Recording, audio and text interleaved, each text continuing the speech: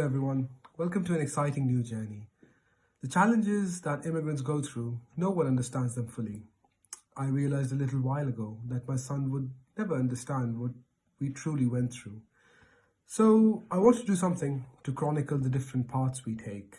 We're going to be talking to different people from different cultures, and the only thing they have in common is that they've left their homelands to work in the NHS.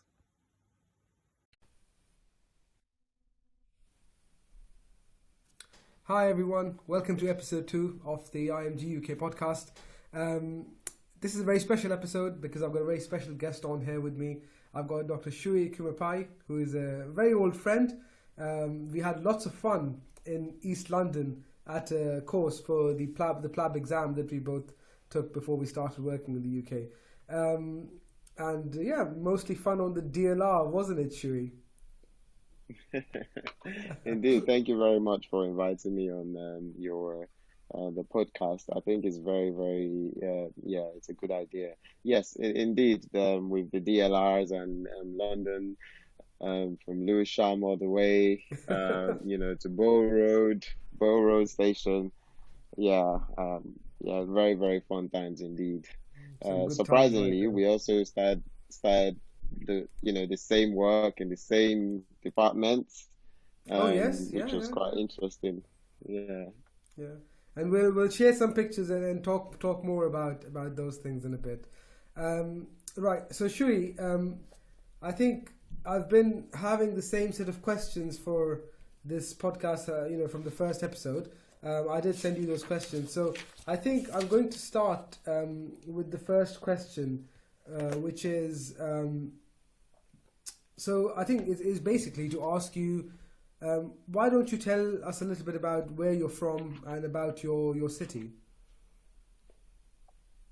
Well, I think, yeah, thank you very much. So where I'm from Lagos, Nigeria, which is where I grew up and spent more than 2 decades before moving to the UK. And About Nigeria, I mean, we've been in the news for, some good reasons and maybe not some good reasons in the past. But I think we are called the giant of Africa pretty much, and I know most people know us as that, the most populous black nation. And interestingly, Nigeria is a city which is full of resources, from oil to natural resources, gold and things like that. I'm from Lagos, which is the most populous city as well in Nigeria. And pretty much Lagos is a city where you just hustle, and the hustle never stops. So, knowing that, so I'm pretty much from a city where I just started hustling and I really haven't stopped even since moving to the UK. But yeah, I mean, I think Nigeria is a fun place. You just need to be very ready to work hard, I would say. Um, but yeah, that I think that's a brief summary of Nigeria and Lagos really. It's a fun place as well because there's lots of food. People are very family and friendship oriented, I would say. Um, at least that's one thing I would say compared to the UK. And yeah, and in that sense, you miss that sense of family sometimes. Yeah, So yeah, Nigeria is all that, I would say.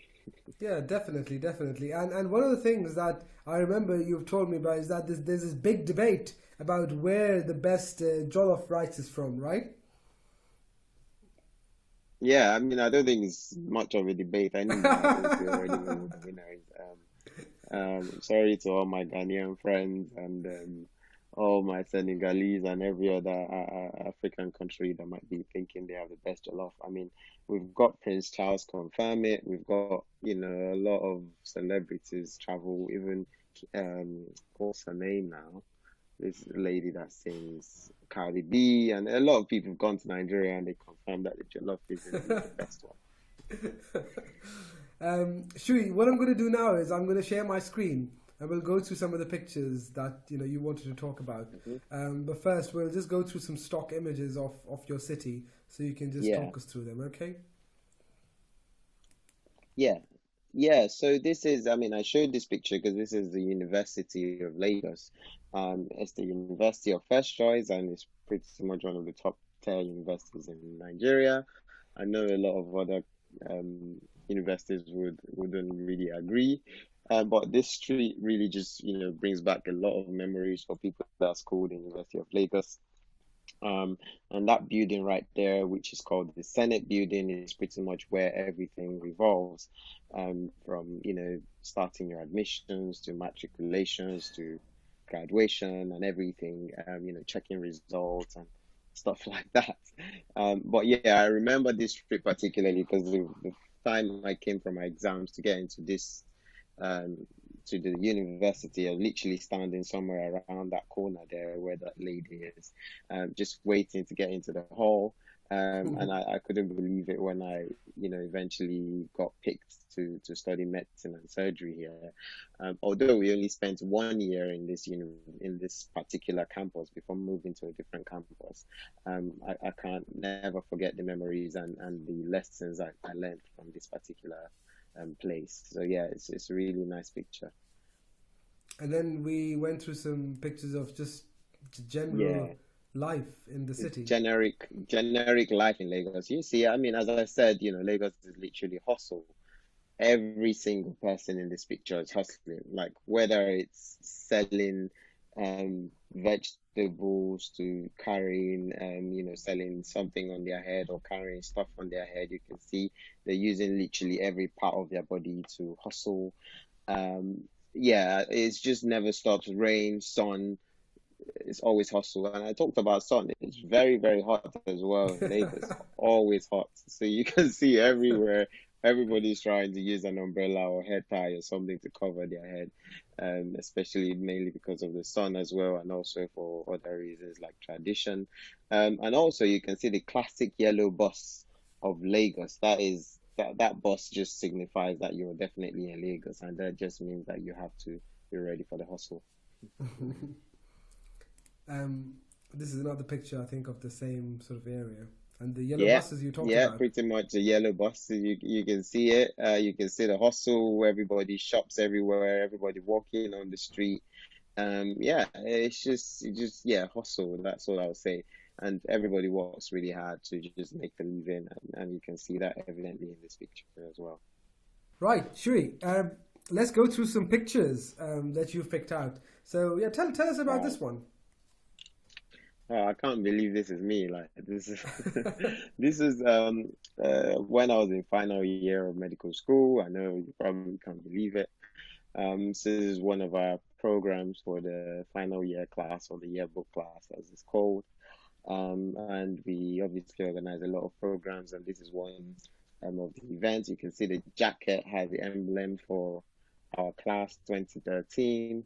So yeah, it's I mean 8 years now. I can't almost yeah, about 8 years now. I can't believe it that it's been 8 years since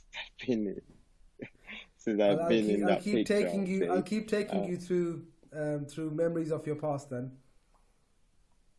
Yeah, exactly. But yeah, I mean, it's just yeah, that's the picture really. We're just having fun. I just decided to take some pictures then, reminding me a lot of my days in medical school. But fun times, I'll say.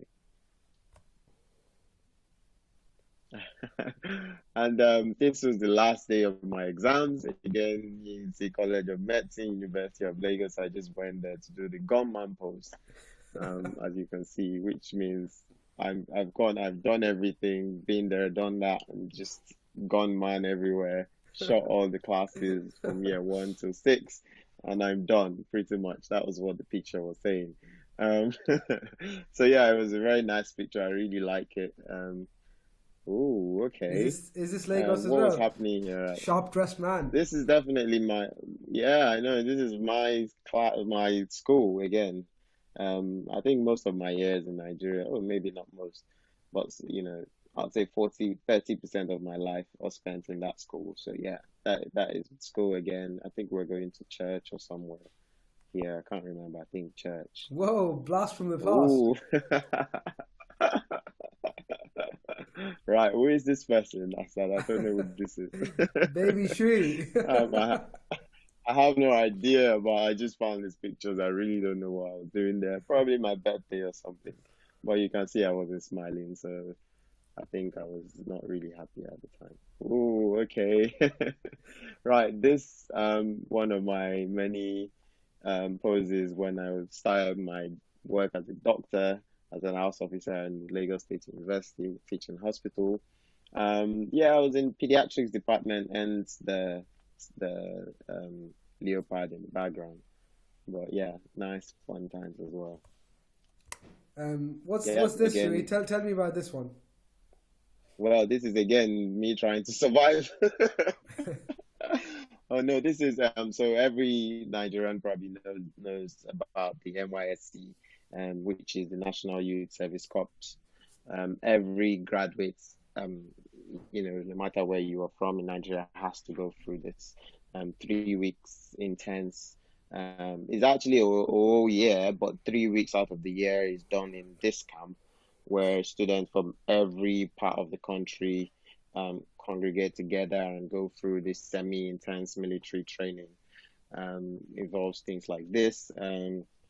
Quite a fun thing. A lot of people have made their lives from this camp, and I really, really enjoyed it, I must say. I actually left the UK to come and do this because I was already in the UK trying to move to the country to UK then. Oh, I didn't know But that. I left, came, did the camp, and it was fun times. Oh yeah, I was in the UK trying to do my IELTS and I club see. and stuff I see. already, Yeah. but I left to start this program. Right. And this was our first day at a new job. I know. After we've yeah, after all that sort of Oh man, stamping club, I look so young. I know. Wow, I can't Yeah, believe I can't believe it. it. It's Crazy. been how many years now, I said? How It's many years has been it been? 4.5, I think. Been a while. 4.5. Yeah.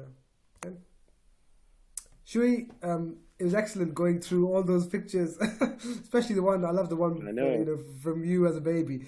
Um, I'll start with the questions. So, why did you decide to move to the UK? I mean, the simplest reason I know most people will say is greener pastures. And I think that definitely is one of them. But I think for me, I had family here already. My mom lived here, so it was just easy for me. Also, indeed, although I did like the hustle back home in Lagos and Nigeria, but it just gets to that time where you almost get frustrated, almost feels like your efforts are not being used in the right way.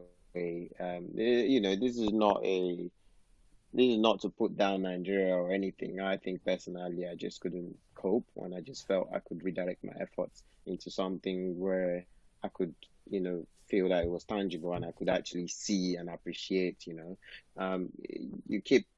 work in Nigeria, and you just almost feel like sometimes your effect as a doctor isn't very well felt because of a lot of hardship. You're trying to help the patient, but they have to pay for their own health, for instance.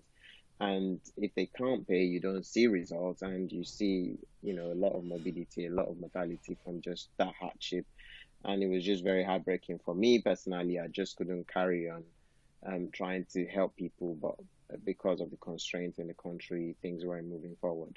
So I thought I could move my practice somewhere else where, first of all, see results. I'll go home happy that yes, I've saved a life today, and I would at least know that my efforts were not just being wasted, if that makes sense. And also, another reason is of course money. A better, well paid here. Is a more straightforward system. You know that if you do this and this and this, you're gonna get this. One plus two equals three. It's easy, but it's not the same back home. Even if you were the most brilliant student, and if you're not gonna get something, it's not in your hands all the time. And that really just thing made me think I needed to leave. And yeah, I'm definitely happy with my decision so far. And yeah, I definitely would encourage more people that are not really very sure that they want to leave. If I think you should definitely consider it. Yeah, indeed, you should consider it. It's like Maslow's pyramid, isn't it? At the bottom you have your basic needs, Yeah, which are safety, water, food, hygiene, all of those, and then slowly it leads up to being a yeah, self-actualizer. Whereas if your your basics are being compromised, you can't reach that level of being, self-actualizing. So that's a great point. 100%. Yeah. You've just hit it exactly everything I would say. Yeah. I'm going to Yeah. move on to my next question now. I know I've asked you a lot about Lagos. I'm sure you have some very lovely memories of your city, as I do of mine, of Lahore. But, just in a few words, what do you miss the most about your hometown? Because you're saying one thing, I literally this is the only thing. I think I sort of mentioned it briefly, is the sense of family and the sense of companionship, the sense of friendship between each other. As you all know, or as most people know that live in this country, you may not see your neighbor for over a year. You guys don't even know each other. That can't happen in Nigeria, for instance. Everybody is eating from the same table. We're all sitting outside in the sun, enjoying a drink or a glass of wine. There's party. There is that feeling of, it's very hard for you to be sad because you guys are just together, sad together, happy together, and it just helps your mental health a lot. In that sense, that one family sort of companionship, sort of friendship thing, I really, really, really miss it a lot, and I don't. It's very hard.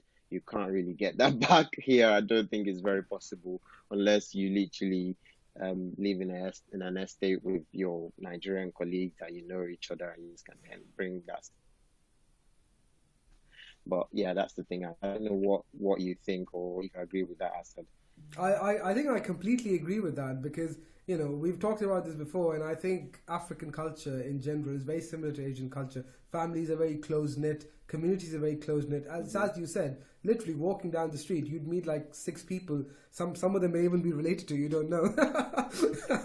But yeah, it's a Exactly. very different world, and I think that's the biggest culture shock that I think personally, as an immigrant, that's the biggest culture shock that I felt. I really missed being able to just connect with someone without any reason at all. I think Yeah. the barriers are a bit stronger, I feel. But over time that wears down. Yeah, yeah, I think so. So I think that's what I've missed the most, I would say, if you ask me.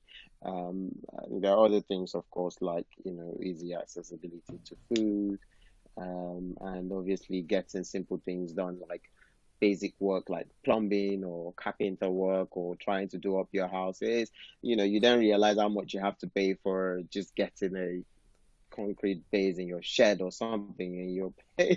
I mean, you probably can relate. Just electrical work is going to cost you hundreds of pounds, and you're like, what?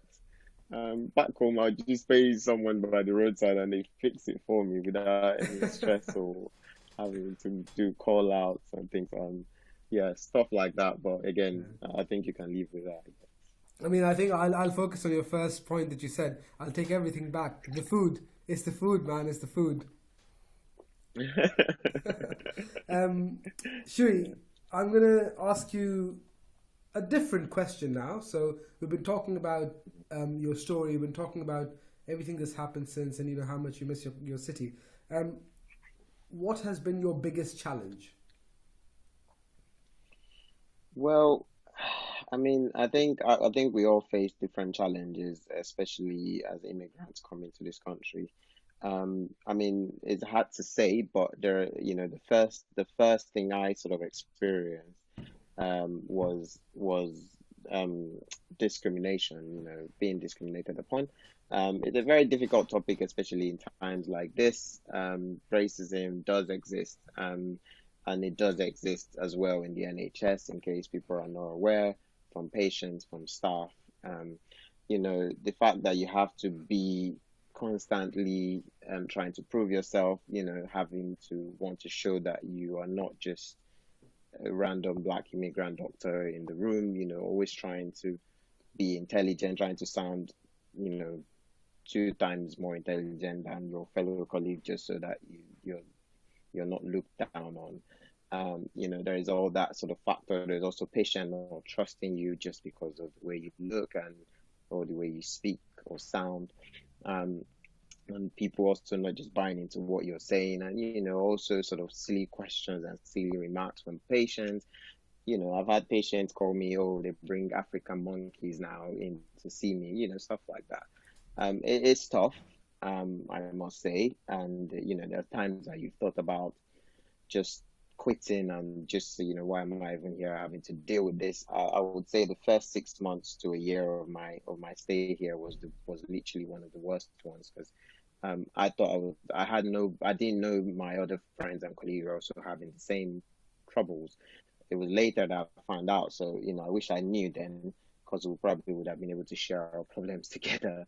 But yeah, it was a lot of, your colleagues as well, not even trusting you or saying bad things about you to your back. There was also this thing I call trustism. I don't know if you're aware of it. Trustism, pretty much the thing against trust grade doctors, especially immigrant doctors. So most trust grade doctors were immigrant doctors. And the way you're being looked at, you're not given equal share of educational opportunities. You're being used to fill in the rota. You're more seen like a pawn, and you can be sacrificed. And whereas the trainees were more adored, were given more opportunities than you as a trust grade doctor. Yeah, I've sort of I'm just trying to pick out a few points, and these were my sort of strong challenges. And then it then went into me trying to speak for myself and trying to get a way around this discrimination. And eventually, we're getting there. We've not won yet because the struggle continues in a different aspect of your life. But at least now you're aware that it's there. You kind of have different ways to deal with it. I don't know if you agree with me, Asad. My friend, I agree with you on most things, you know that. And you've touched upon a very, very important point that it does exist.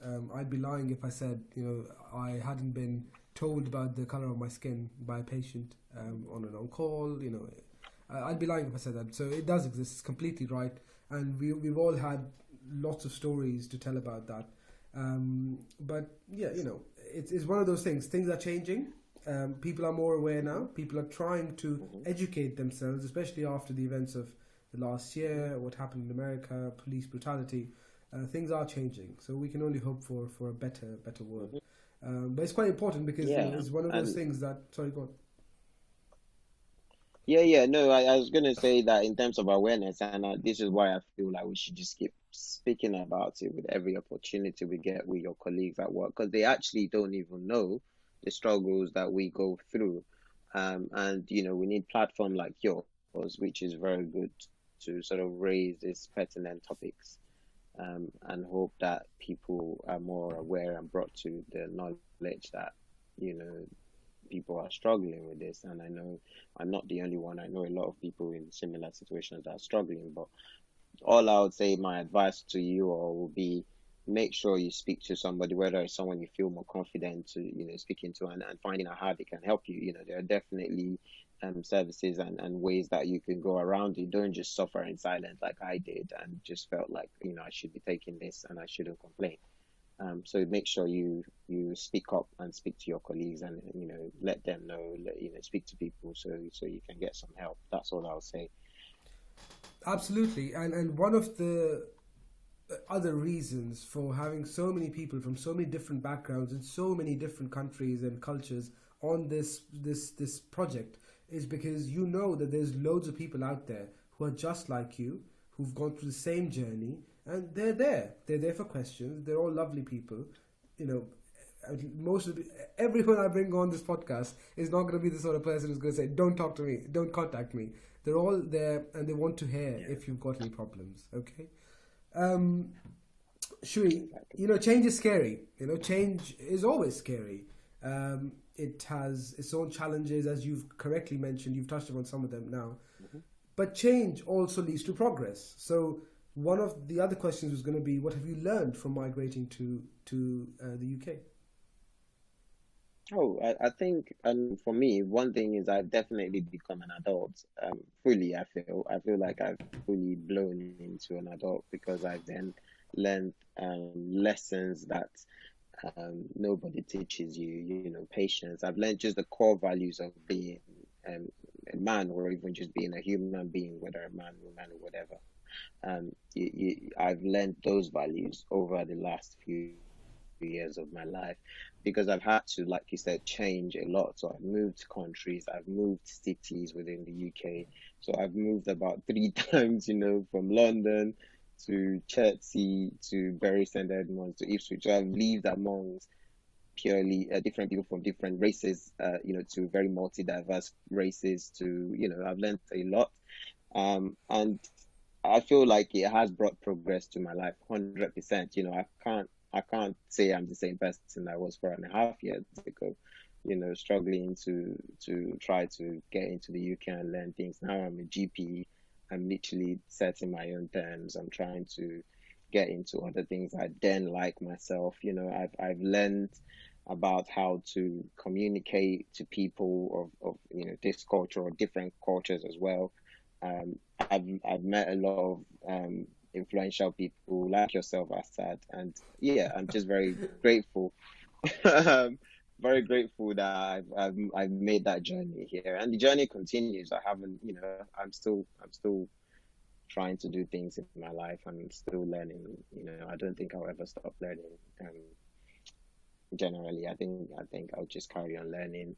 I'm just very grateful that I made that step to move and migrate to the UK.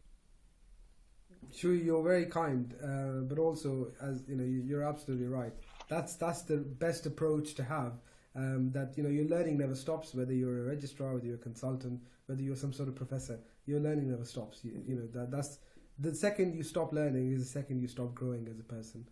Um, 100%. Shui, the last one's the best one. Actually, I love this question.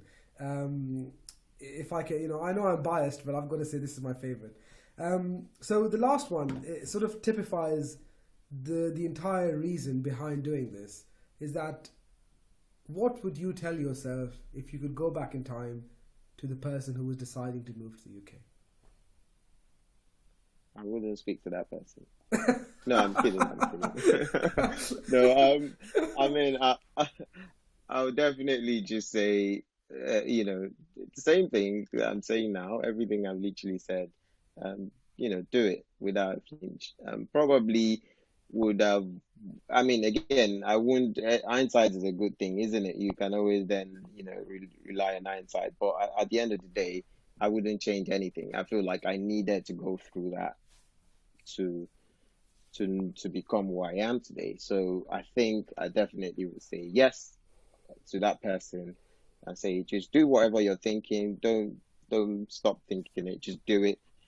You're gonna be better for it. And even to the future, and if anybody else is gonna come to this time and say, "Oh, the decision you made from today, would you still be happy that you've made that decision?" Yes, every decision is what makes you who you are or takes you to where you are at the moment. And I must be very grateful at the moment to God and to family and friends that have been part of my journey. You, for instance, you definitely were a part of my journey. I can't forget those times in Sandgate, Bindi, and the lovely food that you and Hiram made for me when we were all trying to learn. But yeah, I think having friends, colleagues with you as well, going through the same journey with you, and you guys trying to learn together, does help a lot. But yeah, the same guy 4.5 years ago, trying to make that journey, would still make that journey, and I'll definitely encourage them to do it. It is the best decision you will make if you want to leave. I mean, to most people, I think, and you definitely wouldn't regret it. I think you would just become better for it. You go through a lot, you definitely suffer, I would say, hustle, and then you would be better for it. Yeah. I think at the moment I'm dreaming. I couldn't dream of this. I didn't even think I was gonna, be in the UK, have my own house and try to, have my own this and everything I have now. I never dreamt of it. Be a GP, trying to do other things, equality, diversity, fighting for people's rights, trying to encourage people. I didn't even know where I was doing with my life then, but it's amazing what 5 years can do to you, isn't it?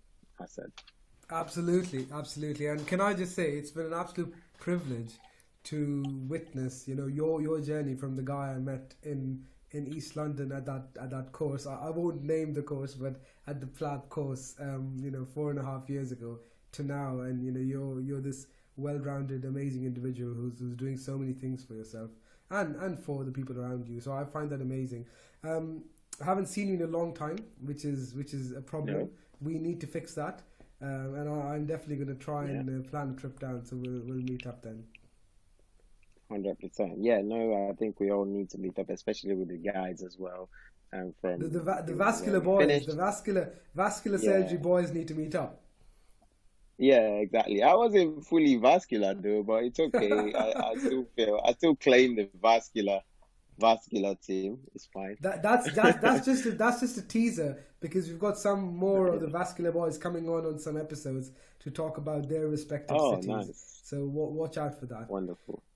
Shui, it's been an absolute pleasure. I've taken up a lot of your time, but I'll let you go now.